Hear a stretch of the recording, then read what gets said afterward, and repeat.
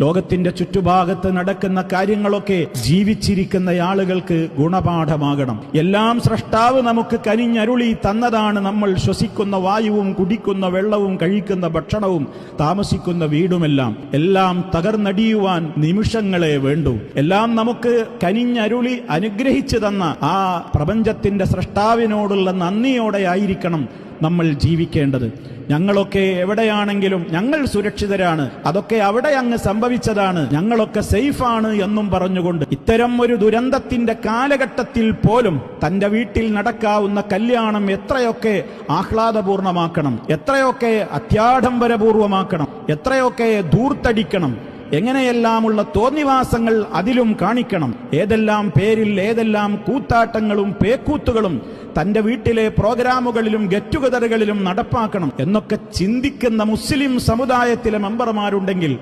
ആലോചിക്കുക. കാലം ഇത്രയേ വേണ്ടൂ. നമ്മുടേതായ എല്ലാ സുഖ സൗകര്യങ്ങളും നശിച്ചു പോകുവാൻ നിമിഷങ്ങളെ വേണ്ടൂ എന്ന് സഹോദരങ്ങളെ നമ്മൾ ചിന്തിക്കുക.